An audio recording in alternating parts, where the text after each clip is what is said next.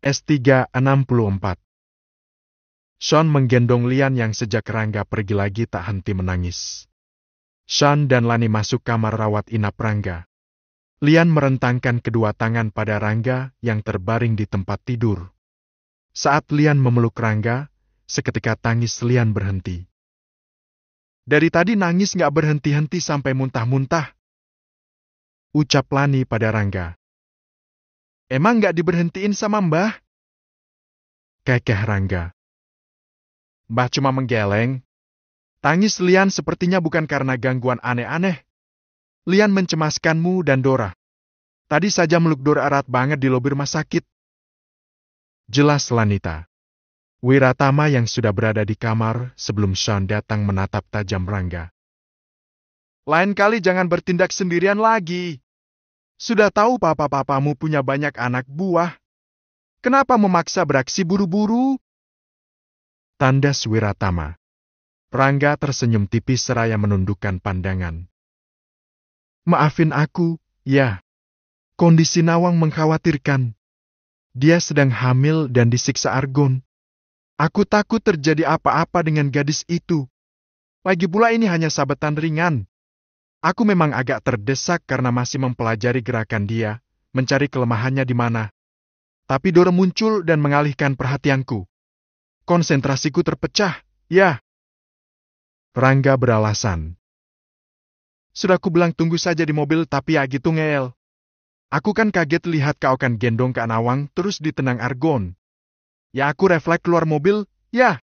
Soalnya papa bilang percuma Kak Rangga dibantuin omokan, lah dia nggak bisa bela diri. No, butinya langsung lebam-lebam tak berkutik dalam hitungan detik. Lihat omokan sama Kak Nawang guling-guling ya aku masa diem aja, ya. Ku tendang aja kemaluan si psikopat itu. Ya ampun, kok bisa aku kerja sama dengan orang berbahaya? Dora bergidik. Wiratama memeluk kepala Dora. Dia bersyukur kedua anaknya bisa selamat termasuk Okan dan Nawang. Wiratama dan Sean memang tidak pernah membicarakan perjodohan Dora dan Rangga karena Lani sudah bisa menerima. Tapi Tama tetap mengharapkan Dora bisa bersama Rangga. Biarlah perasaan anak-anak bersemi dengan sewajarnya. Perkara mereka berjodoh atau tidak kelak, kita lihat saja seiring dengan berjalannya waktu. Begitu dulu Lani pernah berkata, aku juga cuma kena sabetan aja, sih. Di laser doang juga langsung menutup lagi lukanya. Gak perlu dirawat, tadi juga bisa jalan-jalan sendiri ke kamar mandi. Gak sakit, hanya linu sedikit. Aku gak mau nginep di sini. Mau langsung pulang aja. Aku gak apa-apa. Ucap Rangga. Lian yang masih memeluk Rangga di tempat tidur mengangguk-angguk. Kakak pulang. Iya, Dek. Kakak pulang. Kamu nginap sajalah di rumahku, Tam. Usul Sean. Wiratama melirik Anissa. Anissa tersenyum riang. Anissa menyukai suasana rumah Sean yang ramai. Dia juga senang mengobrol dengan Lani, Miran, dan yang lainnya.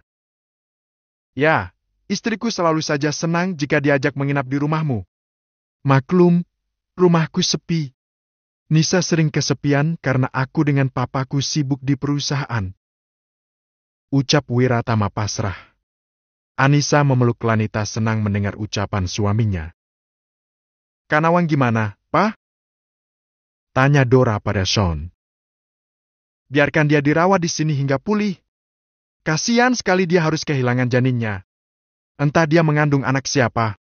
Argon itu kakaknya, kan? Dora mengangguk. Nanti kita minta penjelasan lebih lanjut dari Nawang setelah dia pulih. Ucap Sean. Omo kan?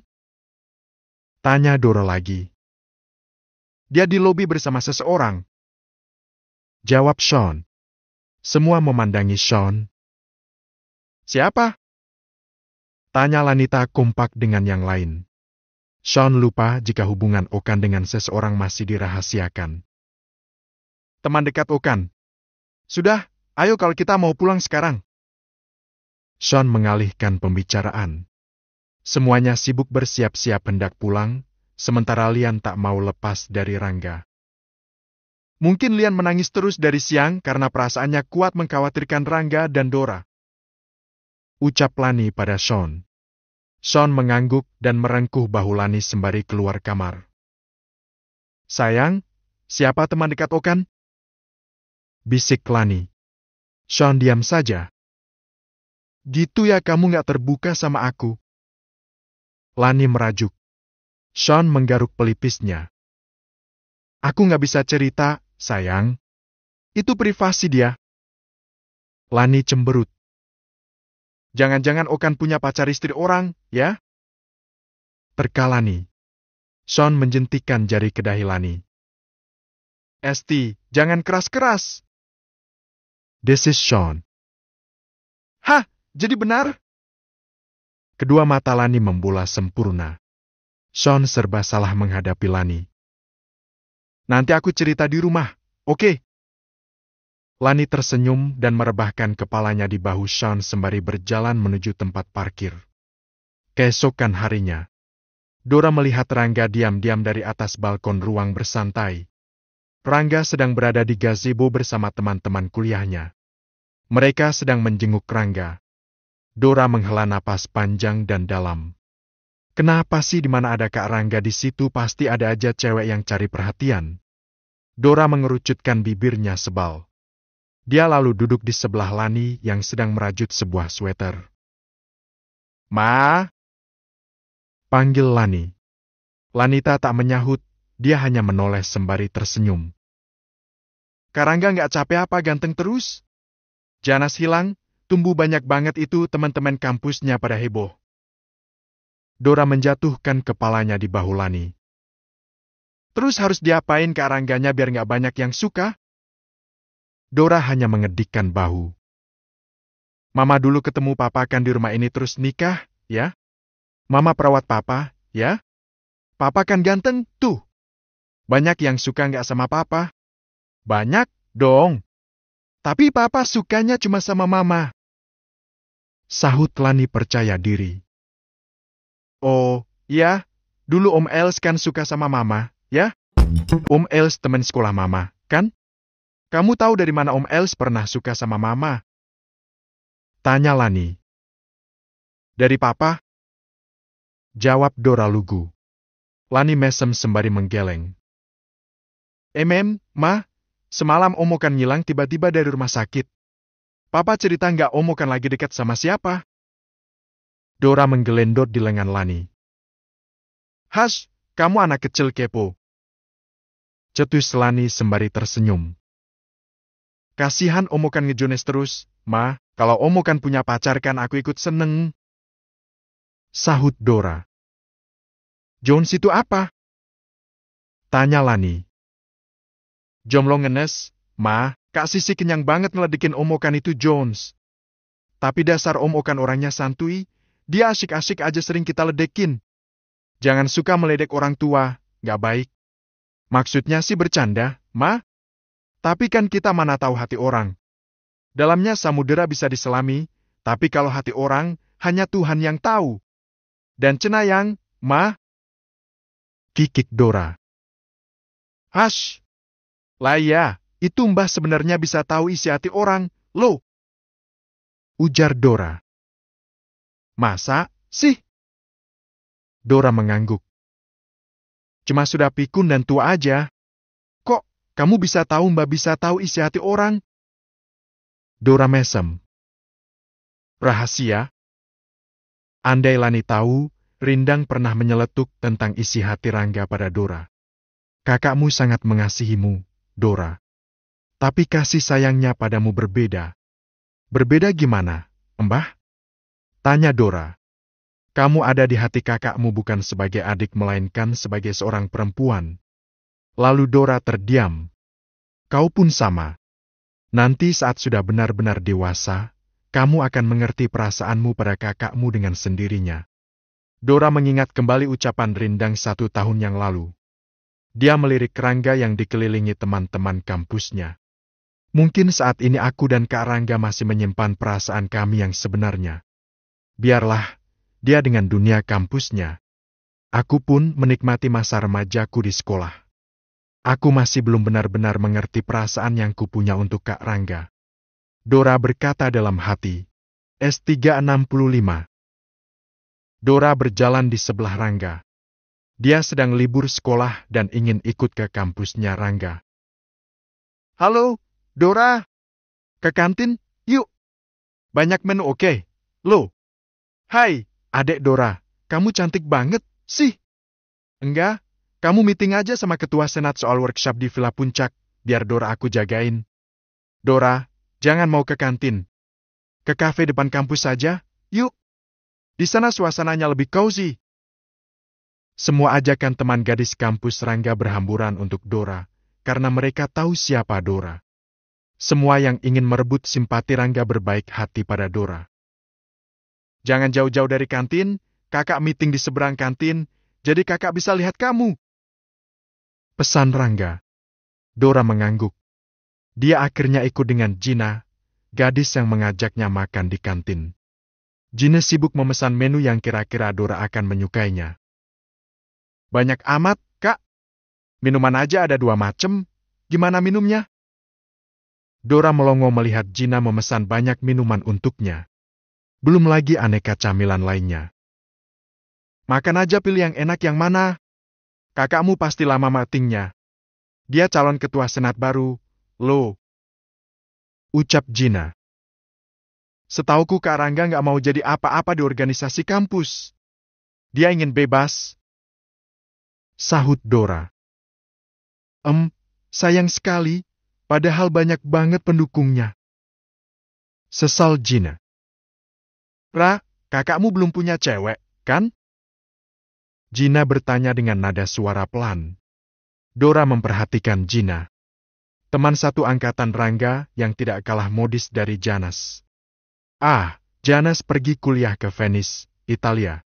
Andai saja dia kuliah di sini, sudah tentu Janas akan memilih kampus yang sama dengan Rangga. Sayang sekali, Papa Janas harus pindah ke tempat kelahirannya. Tentu saja anak istrinya ikut serta. Dora menggeleng.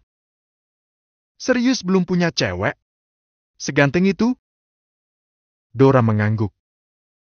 Memang belum pernah punya cewek tapi yang suka segambrang. Sahut Dora.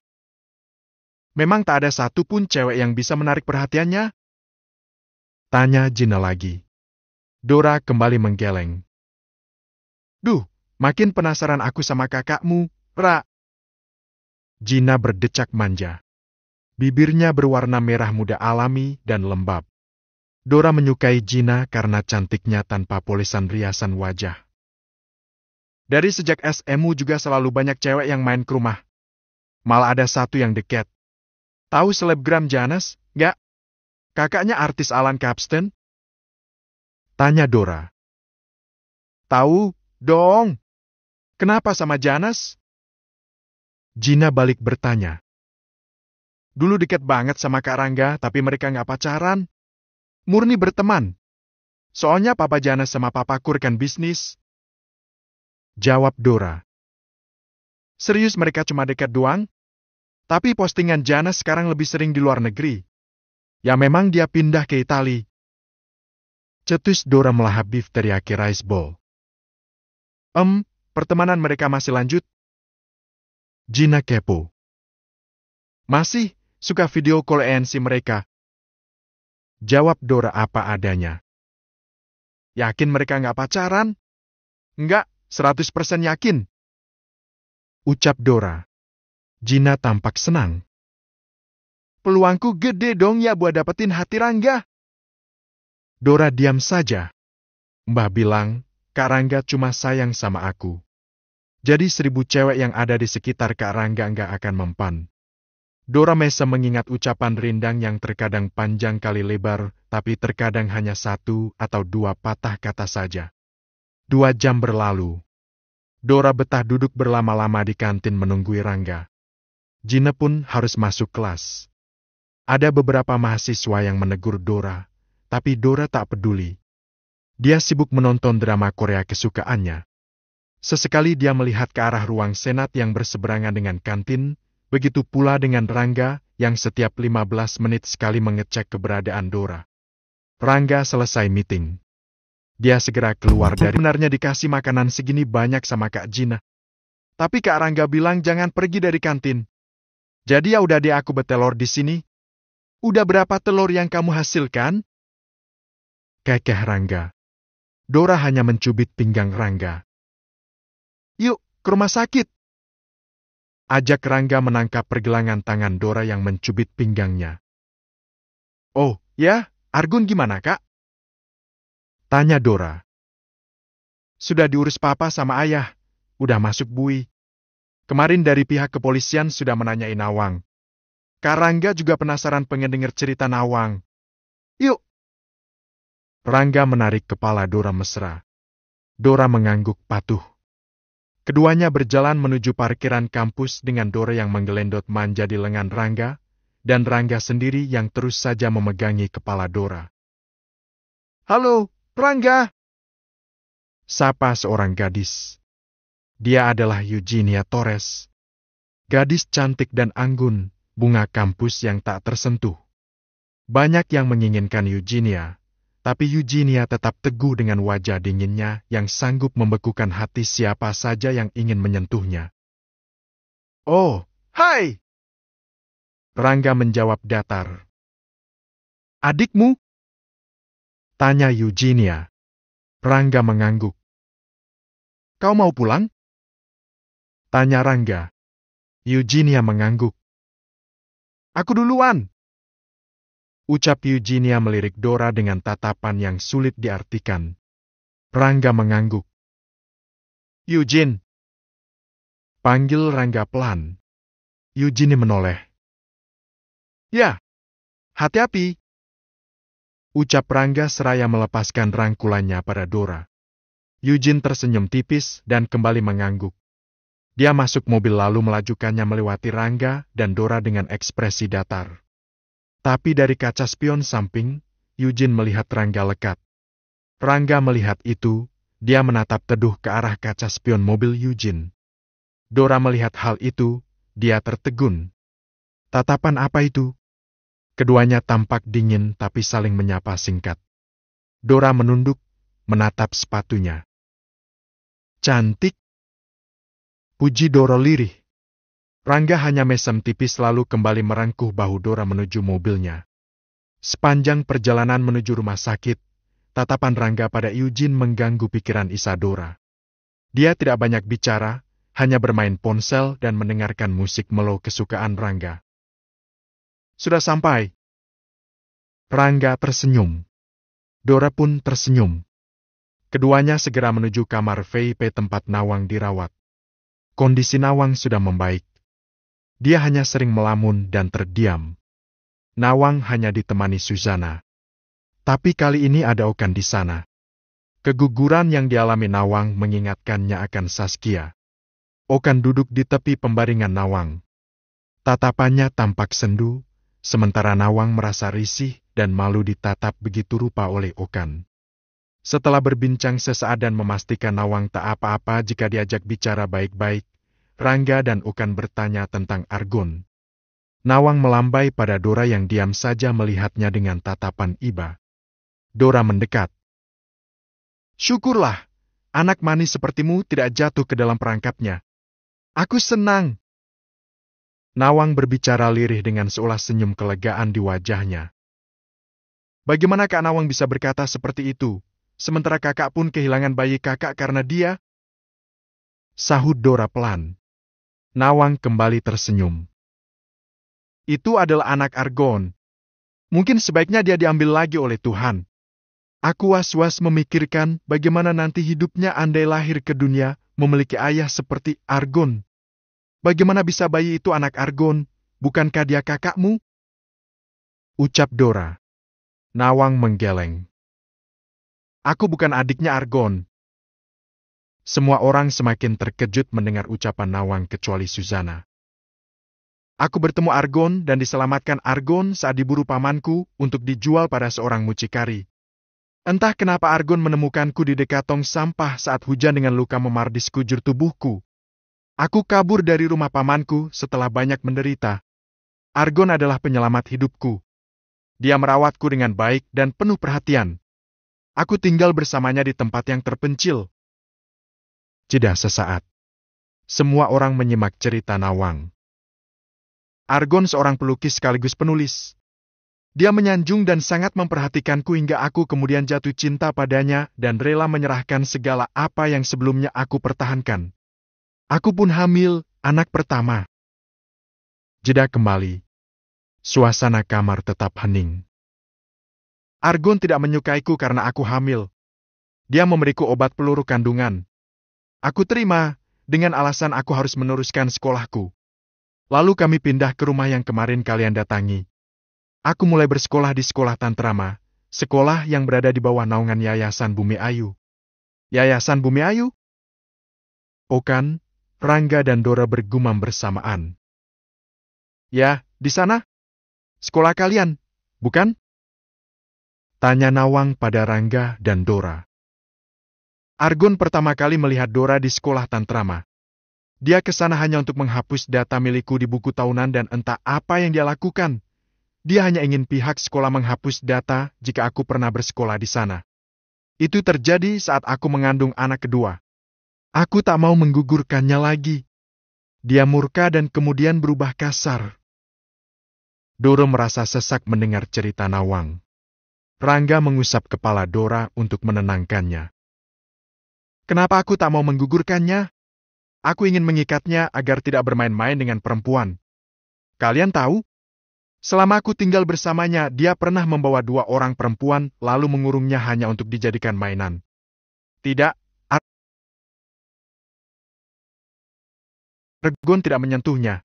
Argon berlaku kasar dan sering melukai mereka, lalu darah dari tubuh mereka dijadikan warna-warna pekat dalam lukisannya yang selalu saja aneh dan mengerikan. Dora menghela napas dalam. Pantas saja saat melihat lukisan-lukisan wanita di kamar Argon, Dora merasa aura yang aneh dan mencekam. Bagaimana dengan nasib kedua gadis itu? Tanya Okan. Satu meninggal dan yang satunya berhasil kabur dengan bantuanku. Argon mengetahuinya dan semakin murkalah dia padaku. Tapi aku tak bisa meninggalkannya. Entahlah, aku 2 kali mencoba kabur, tapi entah kenapa dia selalu saja bisa menemukanku.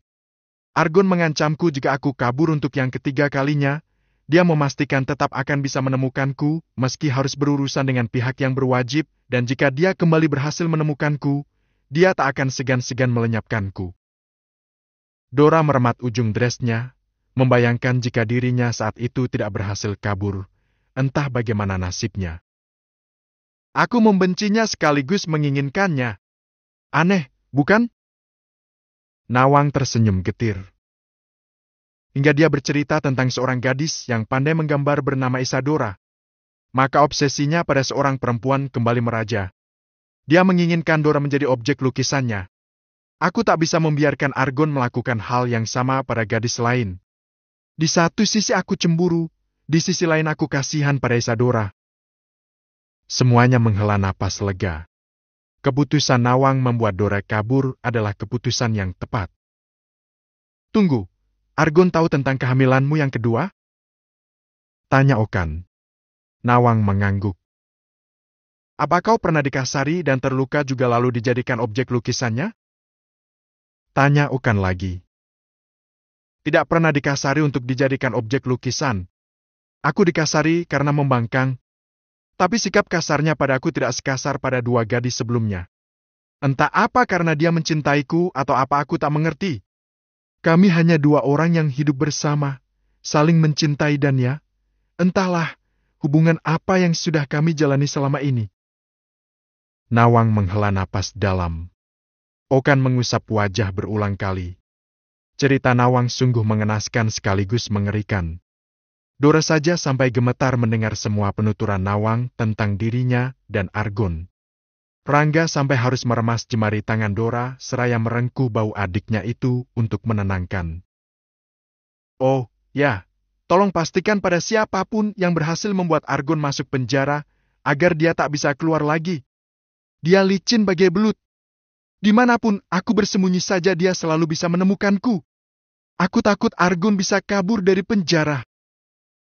Nawang tampak gelisah. Kita harus menceritakan ini pada Papa, ucap Rangga pada Dora. Dora mengangguk berulang kali. Aku takut dia kabur dari penjara terus nyamperin aku, Kak. Ucap Dora. Tenanglah, Papa dan Ayah tak akan membiarkan hal itu terjadi. Rangga memeluk Dora dari samping. Suzana yang duduk di sofa menunduk dalam. Betapa kehidupannya dulu menjadi pengemis dan hidup terlunta-lunta ternyata masih lebih baik dari Nawang. Hari itu Nawang sudah boleh pulang dari rumah sakit. Kemana dia pulang? Tentu saja ke rumah keluarga Dharma Wangsa. Karena Nawang sudah sebatang kara. 2 tahun setelah kepergiannya bersama Argon, Nawang mendengar jika pamannya meninggal dunia. Nawang pulang bersama Suzana dan jauh hari tentu saja. Aku menyusul kalian ke rumah, ucap Okan dari jendela mobilnya. Rangga mengobrol sebentar dengan Okan, sementara Dora sudah berada di dalam mobil. Tiba-tiba ponsel Rangga berbunyi. Tertera nama Eugenia Torres di layar ponsel.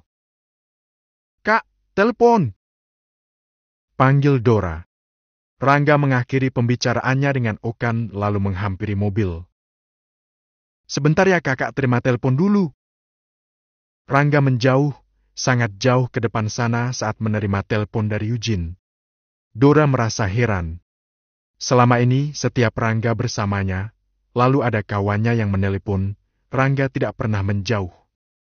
Tapi kenapa kali ini Rangga harus menjauh saat Eugene yang menelponnya?